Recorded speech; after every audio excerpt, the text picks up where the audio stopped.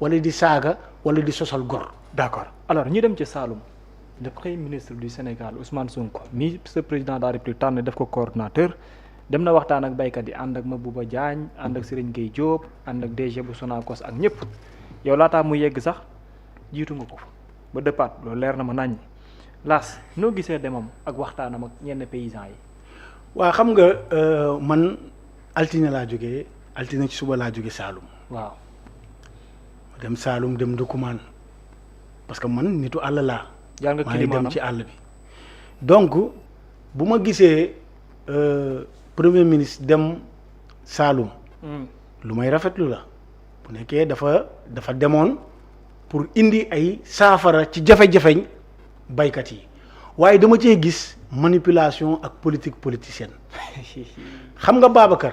waaw ñun ñuy dëkk Saloum xam nañ ne njéebal luuma bu mag la marché hebdomadaire chaque altine. dëgg la Ousmane Sonko bàyyi ba ci luumalu njéebal mu ne fa saraax fekk fa ay junni baykat yoo xam ne yor nañ seeni saaku gerte ñëw di ko mbapat ci en dessous prix plancher. xam nga loolu rek pour mën a wax xaaral ma wax la xam nga loolu rek illégalité la déjà di yow boo jiitee boo coordonné l'action gouvernementale nga ñëw ne saraax foo xam ne xaaruñu woon ne da ngay ñëw campagne gerte gi ba mu ubbee ba tey demu fa mu ne saraax xaaral ma wax la demu fa mu dem njéebal ci luuma gu mag bëgg a am bain de foule parce que moom dafa bëgg yooyu Sonko dafa bëgg nit ñi wër ko muy wax moom dafa bëgg luy tàngal deretam dafa bëgg lu koy jay parce que moom dafa bëgg boppam askanu Sénégal ñoru ko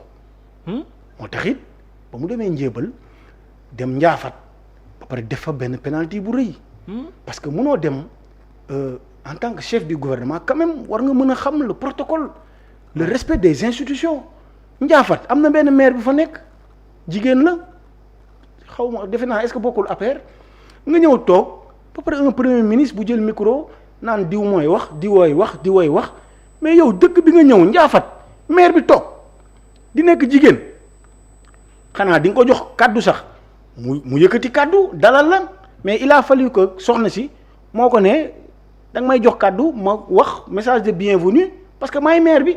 mu ne ko waa di nga wax juróomi minute maanaam ignorant les règles protocolaires pour un premier ministre c'est extrêmement grave ba pare li ci gën a doy waar. mooy Ousmane Sonko il n'est jamais coupable de rien. il n'est jamais responsable de rien. nan ngay demee ci biir baykat.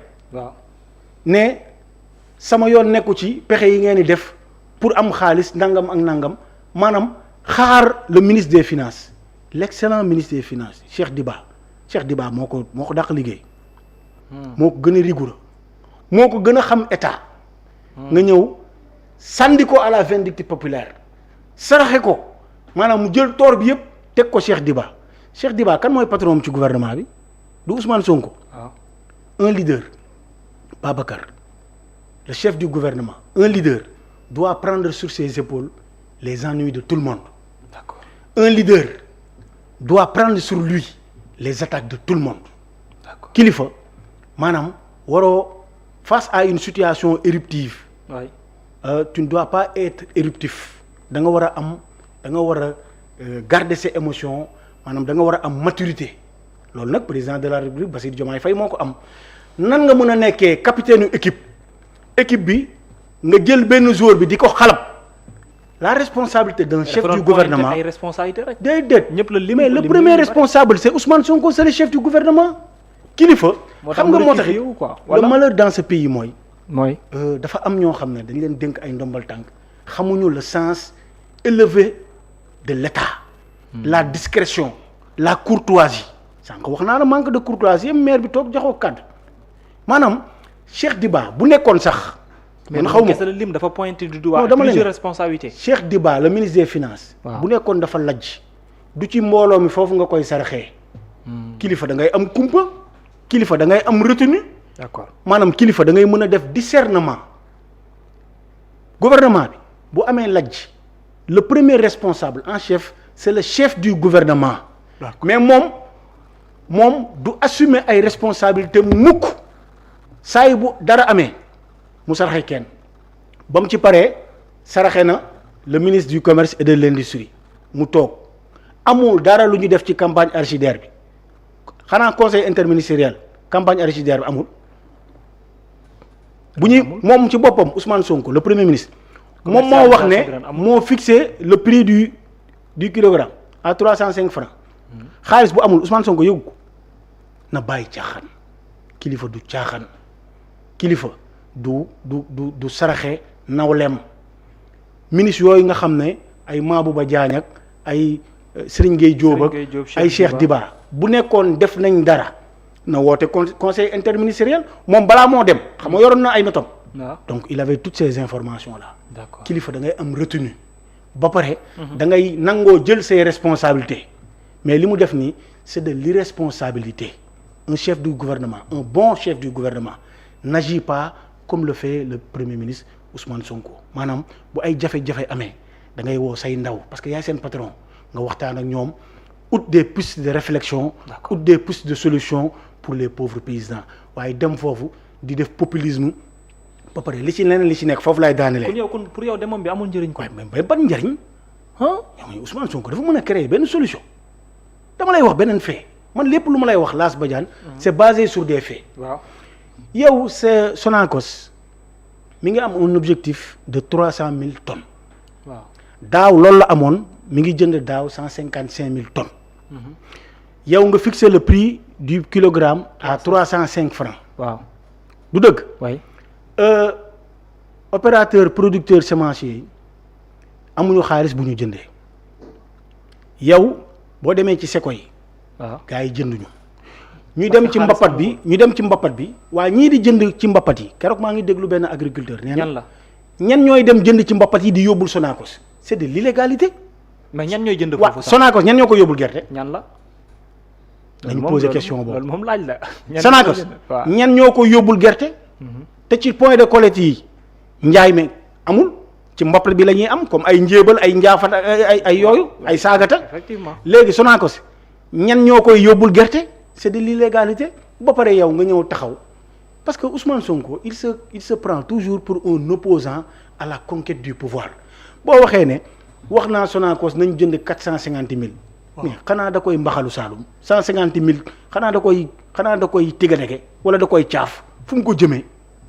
Sonacos amul capacité boobu. amul capacité de nañu waxante dëgg ay experts ñoo ñuy déglu ay baykat ñoo ñuy déglu yow doomu Saalum nga man doomu Saalum laa Sonacos bu usine am yépp di doxee mënut a weesu 300 000 tonnes kon Ousmane Sonko bu leen nee nañu jënd 450 000 tonnes Sonacos xanaa da koy gerte da koy cigalege nañu bàyyi caaxaan.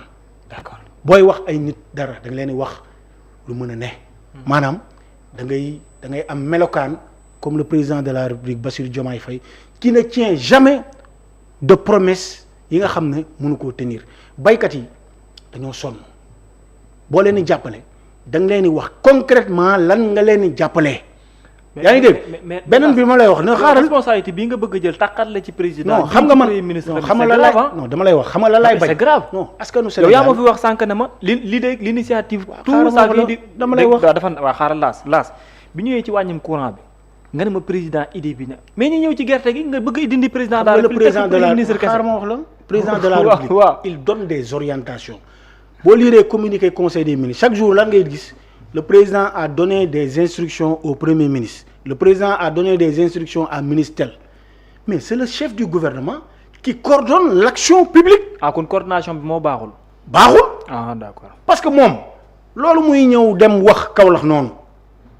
di jaxase baykat yi. mais coordination ak ministres yi non félicité naa ko sànq. d'accord maanaam loolu muy wax ci biir baykat yi ba muy dem xam na ko parce que yor na ay notes lan moo tax wootewul conseil interministériel ak ministres yi nga xam ne ñoo la concerné. yaa ngi dégg donc nañu bàyyi naxe bi ak tappale bi. d'accord baykat yi nañu yeewu. parce que président de la République ci biir programme am. dafa jër doole baykat yi daf leen bëgg valoriser.